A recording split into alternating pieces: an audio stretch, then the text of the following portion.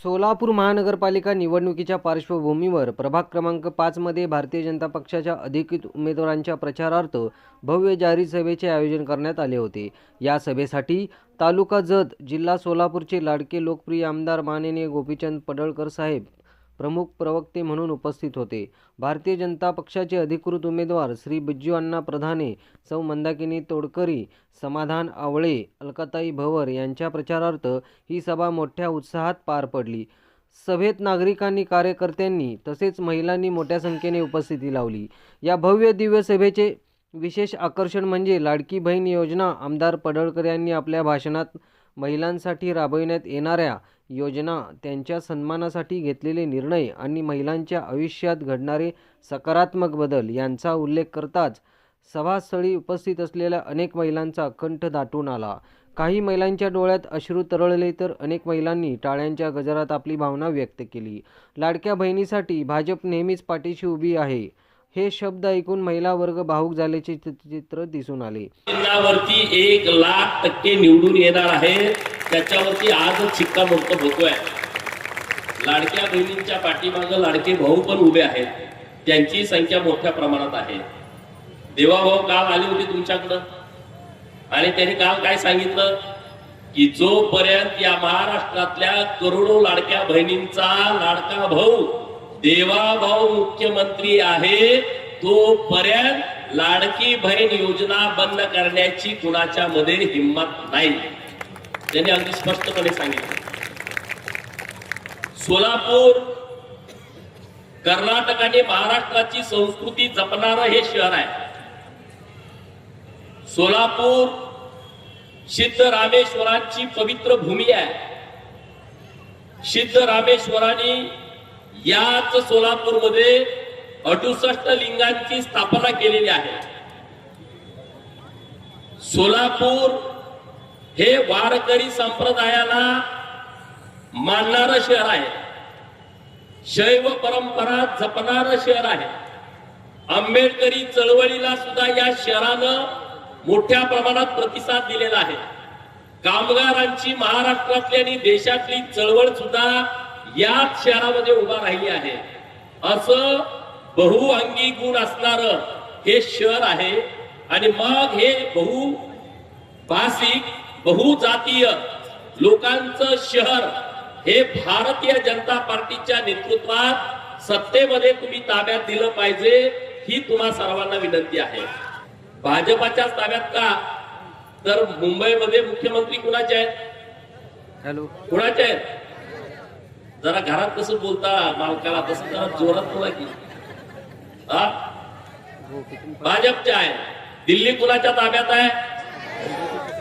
या देशामध्ये सर्वात जास्त योजना आणणारे नरेंद्र मोदी साहेब जर आपले पंतप्रधान असतील, आपल्या पक्षाचे असतील, या राज्याचे मुख्यमंत्री महाराष्ट्राचं विकासात्मक दृष्ट्या परिवर्तन करणारे असतील, तर सोलापूर महानगरपालिका सुद्धा भारतीय जनता पार्टीच्या ताब्यात असली पाहिजे, तर आणि तरच सोलापूरचा विकास होऊ शकतो। तर आणि तरच। काँग्रेसवाल्यांकडे काही डोकंच नाही, त्यांचं डोकं फक्त पैसे खाणे, त्यांचं डोकं भ्रष्टाचार करणे, पैशातून परत सत्ता मिळवणे, त्या सत्तेतनं परत पैसा मिळवणे, हे चक्र त्यांचं गेले 60-70 वर्ष सुरूच आहे, कंटिन्यू सुरू आहे। त्यांना दुसरं काही सुचत नाही। मेवणा आमदार झाला का? मेवणी आमदार झाली का? सासऱ्याला खासदारकीचं तिकीट मिळतंय का? जावायला कुठं नगराधीश करता येतंय का? पोरगीला महापौर करता येतंय का? ह्याच्या पलीकडे काँग्रेसवाल्याचं डोकंच कधी चाललं नाही। त्यांचा भाऊ शरद पवारांचे राष्ट्रवादी, दोन्ही त्याच एकाच माळेतले गडी, त्यांच्या डोक्यात दुसरं काय नाही। आमच्या पार्टीच्या डोक्यात हे नाही। आमच्या पार्टीचा विचार असा आहे की ज्याच्यामध्ये क्षमता आहे, मग त्याचा बाप आमदार, खासदार, नामदार असू दे अगर नसू दे, ज्याच्याकडे क्वालिटी आहे, जो लोकांचं काम करतो, त्याचा सन्मान भारतीय जनता पार्टी करते।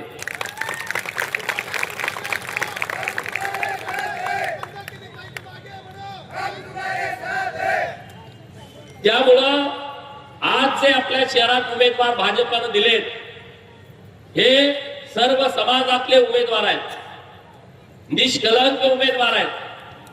आणि या शहरामध्ये विकासाचं काम करण्याची त्यांची भूमिका आहे। नरेंद्र मोदी साहेब या देशाचे पंतप्रधान झाले तेव्हा त्यांनी पहिल्यांदा शहराच्या विकासासाठी योजना तयार केली। याच्या अगोदर अशी योजना नव्हती शहराच्या विकासासाठी, कारण महात्मा गांधी म्हटले होते खेड्याकडे चला। आपला भारत हा खेड्यानं संपन्न असणारा देश आहे, खेडी पण संपन्न असली पाहिजे, खेडी चांगली असली पाहिजे, परंतु आता खेड्यामध्ये त्या पद्धतीनं लोकांना काम नाही, लोक शहराकडे जायला लागलेले आहेत। पूर्वी जेव्हा आपण लहान होतो, म्हणजे आम्ही लहान असताना एकदम, तेव्हा उत्तम शेती, मध्यम व्यापार आणि कनिष्ठ नोकरी म्हणायचे। आता उत्तम शेती राहिले का? आता झाली उत्तम नोकरी, मध्यम व्यापार आणि कनिष्ठ शेती झाली, कारण निसर्गाचा आता भरोसा राहिला नाही। जेव्हा उन्हाळा असतोय तेव्हा कधीतरी पाऊस पडतो, पावसाळ्यात थंडी पडते, अशी परिस्थिती निर्माण झाली आहे। दुष्काळ पडला तर सलग 3-4 वर्ष दुष्काळ, पाऊस पडला का सलग पाऊस, असं हे वातावरण सगळं झालंय आणि त्यामुळे शेतकरी हवालदिल झालाय। आणि मग प्रत्येक जण म्हणतोय आम्ही शहराकडे गेलं पाहिजे। गावाकडची लोक सोलापूरला यायला लागली, सोलापूरची लोक मुंबईला जायला लागली, असं हे शहरीकरण वाढायला लागलं, परंतु शहरासाठी कुठली योजना नव्हती। नरेंद्र मोदी साहेबांनी याचा अभ्यास केला। महाराष्ट्रामध्ये अशी 400 शहर आहेत, महाराष्ट्रामध्ये अशी 400 शहर आहेत आणि 28,000 ग्रामपंचायती आहेत। 28,000 ग्रामपंचायतीमध्ये जेवढी लोक राहतात तेवढीच लोक या 400 शहरात राहतात। 400 शहर म्हणजे कुठली?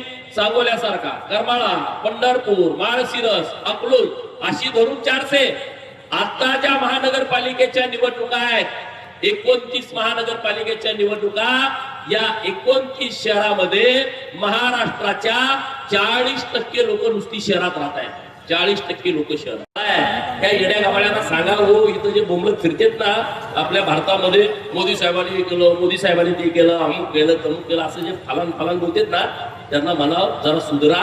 आता एक चांगली संधी आल्या, अनेक वर्षानंतर एक आपल्याला लोह पुरुष, आपल्या भारताला विकास पुरुष मिळालाय, यांच्या पाठीमागे आपण राहिलं पाहिजे, यांच्या पाठीमागे ताकद उभा केली पाहिजे।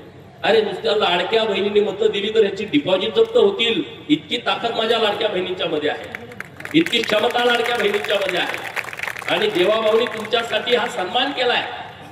गावगाड्याच्या लोकांच्यासाठी फार मोठी किंमत आहे 1,500 रुपये मध्ये। 1,500 रुपयाची किंमत मोठ्या लोकांना कळत नाही हो, पण सामान्य लोकांना त्याची किंमत माहित आहे। 1 रुपया सुद्धा आम्हाला गाडीच्या चक्रासारखा दिसतो, अशी जुनी माणसं बोलायची। पोरगाला 5 रुपये द्यायचं म्हणलं तरी त्यांच्या अंगावरती काटा यायचा। जुन्या लोकांना माहित आहे, नवीन लोकांना हे माहित नाही। जेव्हा ही लाडकी बहीण योजना, आणि मी प्रत्येक भाषणामध्ये सांगतोय, तेव्हा शरदचंद्र पवार साहेबांच्या कन्या सुप्रियाताई म्हणाल्या की 1,500 रुपये लाडक्या बहिणीला काय होणार आहे। तुम्ही ते बघा, युट्यूब वरती त्यांचं स्टेटमेंट असेल की 1,500 रुपये मध्ये लाडक्या बहिणीला काय मिळतंय। आणि मग मला पत्रकारांनी विचारलं की अशा ताई बोलतायत की 1,500 रुपये मध्ये लाडक्या बहिणीसाठी काय होतंय। मी पत्रकारांना बोललो, टीव्ही चॅनेल वाल्यांना, मित्रांनो ही लाडकी बहीण योजना आहे ना, ही लाडकी बहीण योजना त्या लाडक्या बहिणींसाठी नाही आहे। कुठल्या लाडक्या बहिणींसाठी नाही आहे? ज्या मुंबईमध्ये समुद्राच्या किनाऱ्यावरती ट्रायडन नावाचं हॉटेल आहे, तिथं 1,500 रुपयाला कॉफी मिळते, जी 1,500 रुपयाची कॉफी माझी बहीण पिते, तिच्यासाठी ही लाडकी बहीण योजना नाही आहे। तिथंच बाजूला गेलं की गेटवे ऑफ इंडियाच्या बाजूला ताज हॉटेल आहे टाटा ग्रुपचं, तिथं जी लाडकी बहीण जाऊन 1,000 रुपयाचा चहा पिते, तिच्यासाठी ही लाडकी बहीण योजना नाही आहे।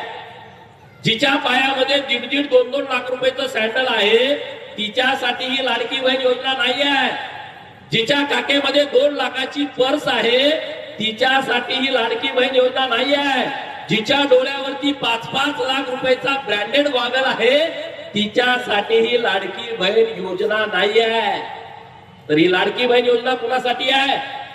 माझ्या बाळे गावामध्ये 10 बाय 10च्या खोलीमध्ये जी माझी बहीण राहते आहे, तिला ताप आलाय, तिला कणकण आली आहे, ती अंथरुणावरती झोपली आहे, तिला दवाखान्यात जायला 50 रुपये इंजेक्शन मारायसाठी नाही, म्हणून ती 8 दिवस अंथरुणावरती उठत नाही, तिच्यासाठी ही लाडकी बहीण योजना आहे की 50 रुपये देऊन इंजेक्शन मारता यावं।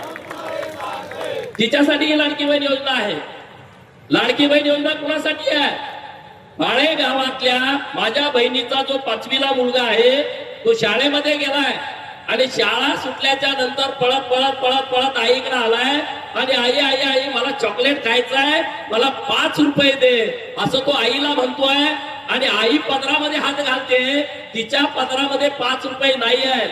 घरात जात्या, चुलीजवळ बघत्या, चुलीवरती पण 5-10 रुपये नाही आहेत. तिथं डबल सगळं चेक करत्या, तपासत्या, तिला 5 रुपये सापडत नाही. आणि मग माझ्या पोराच्या हातामध्ये काळजाच्या तुकड्याला मी 5 रुपये देऊ शकत नाही म्हणून तिच्या डोळ्यामध्ये धारा लागतायत. तिच्यासाठी ही लाडकी बहीण योजना आहे. यावेळी माजी जिल्हाध्यक्ष शहाजी पवार, भाजपा अध्यक्ष रोहिणी तडवळकर, सुधाताई अळमिरे, नगरसेविका स्वाती हावळे यांच्यासह प्रभागातील ज्येष्ठ नेते मोठ्या संख्येने उपस्थित होते. यामध्ये माजी नगरसेवक सुभाष मामा डांगे, किशोर पाटील, मंजुषाई डोईफोडे, नीताताई गवळी, बापू पाटील, प्रभाकर भालेकर, मोहन ढेपे, विश्वनाथ पाटील, शिवाजी कोयाळकर, विश्वास अण्णा शिंदे, बाळासाहेब मत्तूर, मच्छिंद्र गाडेकर, राम भवर, हरी भवर, सुनील भोसले, मदन भाऊ क्षीरसागर, नांगा मेंबर क्षीरसागर, भोसले सर, अनिल राजपूत, बाळू राठोड, अमोक सिद्ध खराडे, निशांत कांबळे, चंदन शिवे साहेब, विजय गायकवाड आदी मान्यवर उपस्थित होते. सभेच्या शेवटी आमदार गोपीचंद पडळकर यांनी प्रभाग क्रमांक 5 मधील विकासासाठी भाजपाच्या उमेदवारांना मोठ्या मताधिक्याने विजयी करण्याचे आवाहन केले. या सभेमुळे प्रभागात निवडणूक वातावरण अधिकच तापले असून नागरिकांचा आणि महिलांचा उत्साह मोठ्या प्रमाणात वाढल्याचे चित्र दिसून आले. माझी सुरुवात गेली 5 वर्ष मी भारतीय जनता पक्षात काम करते. महिलांसाठी कुठलेही कार्यक्रम असतो मी अगदी सक्षमपणे राबवले आहेत. सर्वप्रथम लाडकी बहीण योजना, बांधकाम कामगार योजना, गॅस उज्ज्वला गॅस योजना असे अनेक कार्यक्रम मी राबवले. राज्य सरकारच्या व केंद्र सरकारच्या सर्व योजना मी सक्षमपणे राबवल्या आहेत. आणि महत्वाचं म्हणजे आपल्या महिला दिन मी सर्वात मोठ्या प्रमाणात राबवते. महिलांना बाहेर काढून सक्षम करण्याचं काम मी केलं आहे. त्यांना एक स्वतंत्र व्यासपीठ निर्माण करून देण्याचे मी प्रयत्न करत आहे. आणि माझं एक विजन आहे की पुढील येत्या काळात तुम्ही जर मला खरंच संधी दिली तर महिलांसाठी मी घर बसल्या हाताला काम देण्याचा माझा मोठा निर्णय आहे आणि तो मी सक्षमपणे राबवणार आहे. ज्या महिलांना लहान मुलं असल्यामुळे बाहेर जाऊन काम करता येत नाही त्यांच्यासाठी मी घरगुती असे काहीतरी काम करण्याचे माझे नियोजन आहे. आणि माझ्या विरोधकांना एक चॅलेंज आहे, जे समोर माझ्या आहेत ओबीसी महिला, त्यांनी आतापर्यंत काय काम केले हे मला सांगावं. किती त्यांनी कार्यक्रम केले, किती घेतले ते त्यांनी मला दाखवावं आणि माझ्यासोबत त्यांनी दाखवा त्यांनी काय काम केले ते. आताच आपल्या रोहिणी तडवळकर यांचं स्वागत होत आहे, त्यामुळे मी सर्त घेते आणि थोड्या होत आहे. खरोखरच आज मी सांगेन की आज विजयाची सभा ठरणार आहे. जर आपण 15 तारखेला मतदान करत असेल तर परंतु आज जनतेच्या माध्यमातून आज आम्हाला जाहीर 4 उमेदवारांना तुम्ही सगळ्यांनी पाठिंबा दिल्यामुळं आज आपण खरंच विजय झालो असं या ठिकाणी वाटत आहे. आज राष्ट्रमाता जिजाऊ मातांच्या जयंती आहे. त्या सगळ्या माता भगिनींना जिजाऊ माताच्या निमित्तानं जयंती निमित्त सगळ्यांना जय जिजाऊ, जय शिवराव, जय शिवाजी. आपल्या आराध्य दैवत म्हणाल की बाबा सगळ्यांचं छत्रपती शिवाजी महाराज, छत्रपती संभाजी महाराज, भारतरत्न डॉक्टर बाबासाहेब आंबेडकर असतील, राष्ट्रमाता जिजाऊ असतील, राष्ट्रमाता अहिल्यादेवी होळकर असतील, या सगळ्याच्या माध्यमातून आपण सगळ्या महिला भगिनी त्यांचा आदर्श डोळ्यासमोर घेऊन आज या ठिकाणी उपस्थित आहेत. आज या कार्यक्रमाच्या निमित्तानं उपस्थित असलेले आदरणीय आपल्या सोलापूर शहराचं लाडकं नेतृत्व, आदरणीय माझ्या मोठ्या भगिनी, सोलापूर शहर लाडकं नेतृत्व असलेलं शहराध्यक्ष आदरणीय रोहिणी तडवळकर, आज या निमित्तानं आपल्या सगळ्यांसाठी उपस्थित असलेले सोलापूर शहराचे लाडकं नेतृत्व आदरणीय सोलापूर शहराचे पालकमंत्री या ठिकाणी उपस्थित राहणार आहेत. त्याचबरोबर स्टार प्रचारक म्हणून आपण ज्यांना ओळखलं जातो ते आमदार आदरणीय गोपीचंद पडळकर साहेबांची थोड्याच वेळात सभा होणार आहे. या सगळ्याच्या माध्यमातून आपण संकल्प सभा या ठिकाणी आयोजित केलेली आहे. त्याच्या माध्यमातून या ठिकाणी उपस्थित असलेले सर्व उपस्थित मंच आदरणीय आमचे शहाजीभाऊ पवार असतील, आदरणीय आमचे किशोरजी पाटील असतील, आदरणीय आमचे डांगे मामा असतील, सर्व सन्माननीय व्यासपीठ या ठिकाणी प्रत्येकाचं नाव घेत बसलं तर मला सकाळपर्यंत एवढे आमच्या माझ्या पाठीमागे सगळ्यांचा पूर्ण सपोर्ट आहे. त्या सगळ्याच लोकांचं मनापासून या ठिकाणी स्वागत करते. आणि ह्या ठिकाणी मी सगळ्यांना माहित आहे 2012च्या वेळेस नगरसेवक असताना बऱ्याच आपल्या बाळे भागामध्ये काम करण्याचा प्रयत्न मी प्रामाणिकपणे केलेला आहे. आणि 2017च्या वेळेस निवडणूक लढवलेली आहे अल्पशा मताने. आपला जर मला जर पराभव झाला असेल तर तो पराभव मनाशी न घेता दुसऱ्या दिवसापासून मी त्या कामाला लागलेले आहे आणि मला असं वाटलं की बाबा आपण किरकोळ मताने पडलेलो आहे. आपल्याला 4,500 गेल्या वेळेस मला सगळ्या व्यासपीठाला सांगावंच वाटतं, गेल्या वेळेस मला 4,500 मतदान आहे.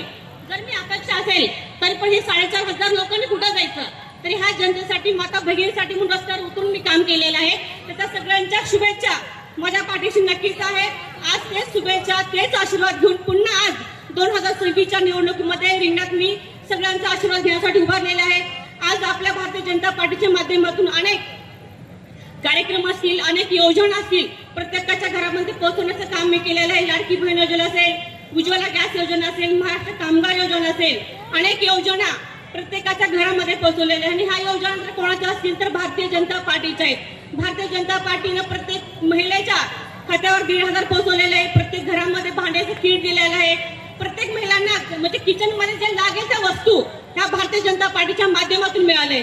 आपण आताच ह्या ठिकाणी भाषण केलेले आपले केगावचे आमचे गुडगेभाऊ असतील, आताच भाषण केले आमचे पाटील भाई असतील, ह्या सगळ्यांनी सांगितलं रस्ता, ड्रेनेज आणि पाणी ह्या तर फक्त बेसिक गोष्टी आहेत. आपल्याला ह्याच्या पुढे जाऊन वेगळं काहीतरी करायचंय की जेणेकरून आपल्या सोलापूरकर असेल, आपल्या बाळेकर असेल, ह्या सगळ्यांच्या मनामध्ये राहून जाईल. किंवा महिलांचे उद्योग असतील, हॉस्पिटल असेल, अनेक वृद्धांना बाग बगीचा असेल, लहान मुलांना क्रीडांगण असेल, अशा अनेक गोष्टींना आपल्याला त्याच्यावरती भर देऊन ते काम करायचं आहे. आणि हे काम करत असताना आम्ही तुम्ही जे उमेदवार दिलेले आहेत भारतीय जनता पार्टीच्या माध्यमातून, जो आमच्यावर जबाबदारी दिलेली आहे, 4 उमेदवार असतील, मी स्वतः मंदाकिनी तोडकरी असेल, समाजांची आवळे असतील, आमचे बंधू, मोठे बंधू बिजोना प्रधान असेल, माझी लहान बहीण अलकाताई भवर असेल, आम्ही सगळे उमेदवार सक्षम काम करणारे उमेदवार आहे. आता मला सांगावंच वाटतं की मी महिला भगिनी म्हणून काम करते. जर एखाद्या महिलाचा किंवा एखाद्या कोणाचा एका कामानिमित्त मला फोन आला तर मी मिस्टरांची वाट नाही बघत किंवा एखाद्या कुणाची मुलाची वाट नाही बघत. अधिकाऱ्याला फोन लावते, त्या अधिकाऱ्याला समोर कामावर बोलवते, गाडीला किक मारून कामावर जाऊन थांबते.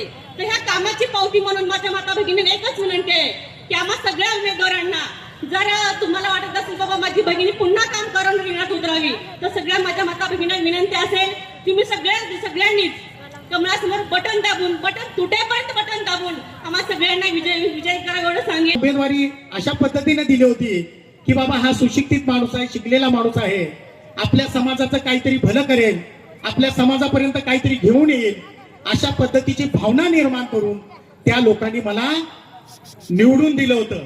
मी 2184 मतानं माझ्या मिसेस निवडून आले होते. म्हणजे समोरच्या उमेदवाराला पाडून 2184 मतांनी निवडून आलो होतो. परंतु 2019ला महापौरचं इलेक्शन लागलं आणि त्या महापौरला 1 मतदान कमी होतं. ते म्हणजे भारतीय जनता पार्टीचा जर उमेदवार जर निवडून आणायचा असेल तर त्याला 1 मत कमी होतं आणि ते 1 मत होतं ती स्वाती समाधान आवडेचं होतं. या भागाचे आमदार विजय मालक देशमुख साहेबांनी मी अण्णाभाऊ साठेच्या जयंतीला त्यांना आमंत्रित केलं होतं आणि ते पालकमंत्री होते आणि पालकमंत्री असताना त्यांनी हार घातला आणि जाताना मी त्यांना सोडायला गेलो तर त्यांनी मला म्हटले की आवळे साहेब तुम्ही माझ्या गाडीमध्ये बसा, तुमच्याकडे माझं काम आहे म्हटले. मी त्यांना म्हटलं अहो म्हटलं माझी मिसेस नगरसेवक वेगळ्या पक्षाची आहे, मी कसं काय तुमच्या गाडीमध्ये बसणार. ते म्हटले नाही तुमच्याकडे माझं काम आहे म्हटले. मी म्हटलं नाही मी बसणार नाही म्हटलं तुमच्या गाडीमध्ये. आणि मी बसलो नाही त्या गाडीमध्ये. आणि नंतर दुसऱ्या दिवशी मला निरोप आला आणि मला म्हटले की तुम्ही मला घरी भेटायला या. भेटायला या म्हणल्यानंतर मग गेलो. आता एवढा मोठा माणूस मला भेटायला बोलवल्यानंतर, आमदार माणूस मला जर भेटायला बोलवत असेल तर माझ्यासारख्या सामान्य कार्यकर्त्यांनी त्यांचा सन्मान केला पाहिजे, त्यांच्या घरी गेलं पाहिजे. मग मी त्यांच्या घरी गेलो आणि त्यांनी मला म्हटले अहो तुमच्याकडे एवढं महत्वाचं काम आहे म्हटले की तुम्हाला काय मागल ते आम्ही देतो म्हटले. तर मी म्हटलं तर काय काम आहे सांगा. अहो म्हणले तुम्ही जर 1 मत टाकलं तर कांचन यांना या सोलापूरच्या महापौर होतील म्हटले. मी म्हटलं अहो मी नगरसेवक नाही, माझ्या मिसेस नगरसेवक आहे, मी माझ्या मिसेसला विचारतो म्हटलं. नाही म्हटलं तुम्ही तुमच्याकडे गाडी आहे का म्हटले. मी म्हटलं नाही माझ्याकडे 2 व्हीलर आहे म्हटले. नाही तुम्ही गाडीमध्ये जाऊ. नाही मी म्हटलं गाडी जातो म्हटलं.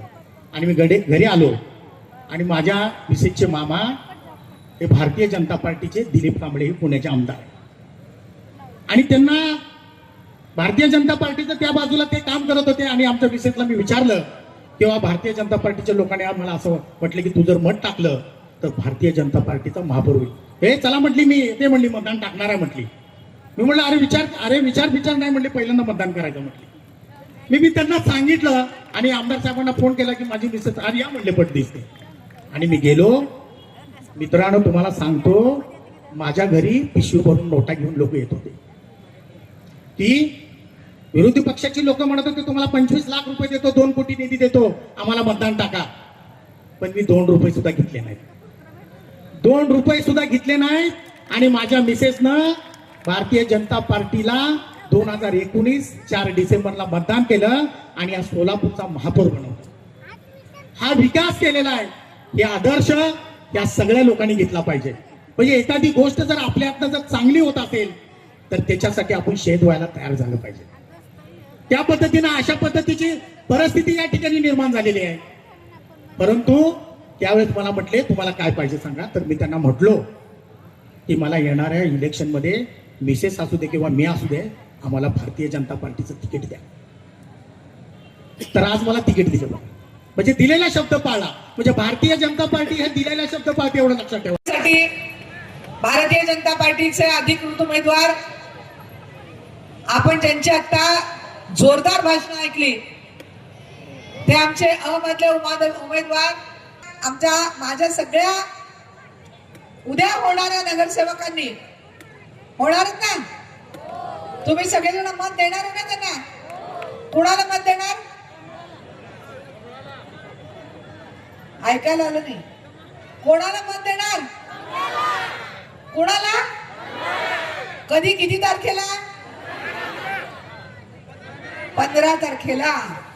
15 तारखेला आपण सगळेजण कोणाला मत देणार आहे आणि किती मत देणार? 4 मत द्यायचे प्रत्येकाला. प्रत्येक विभागामध्ये 2-2 मतदान आहे. 2 मत आहेत. एका मतपेटीवरती 2 मत आहेत. तुम्हाला त्यांचे 4च का वेगळे वेगळे केलेत. 4 मतपेट्यांमध्ये 4 मत द्यायची आहेत. काही काही विभागामध्ये 2 मतपेट्यावरती 4 मत आहेत, उमेदवार कमी असल्यामुळे. 4 मतपेट्यांमध्ये 4 मतदान करायचं आहे. आणि मतदान कसं करायचं तुम्हाला सगळ्यांनी ट्रेनिंग दिलेलं असणार. अ विभागामध्ये आवळेदादांचा नंबर 1 आहे. 1 नंबर पेटीवर बघितलं की आवळेदादांचा 1 नंबरला कमळ आहे. दुसऱ्या मतदारसंघामध्ये अलकाताई भवर 4 नंबरवर आहे. तिसऱ्या विभागामध्ये क विभागामध्ये मंदाकिनीताई 2 नंबरवर आहेत. आणि आमचे बिजू अण्णा ड विभागामध्ये 2 नंबरवर आहेत. पण तुम्हाला मतदानाच्या संख्येवरती काही करायचं नाहीये. ज्या ठिकाणी कमळ दिसेल त्या ठिकाणचं बटन दाबायचं. कोणाचंही चिन्ह वेगळं नाही. प्रत्येक ठिकाणी सोलापूर शहरामध्ये 102 ठिकाणी कमळाच्या चिन्हावर सर्व उमेदवार उभे आहेत. एवढी जर गर्दी या बाळ्यामध्ये भारतीय जनता पार्टीच्या सभेला जमली असेल आणि त्यामध्ये 70% महिला या ठिकाणी उपस्थित असतील तर 16 तारखेचा गुलाल उधळायला कुणाची अडचण मला वाटत नाही.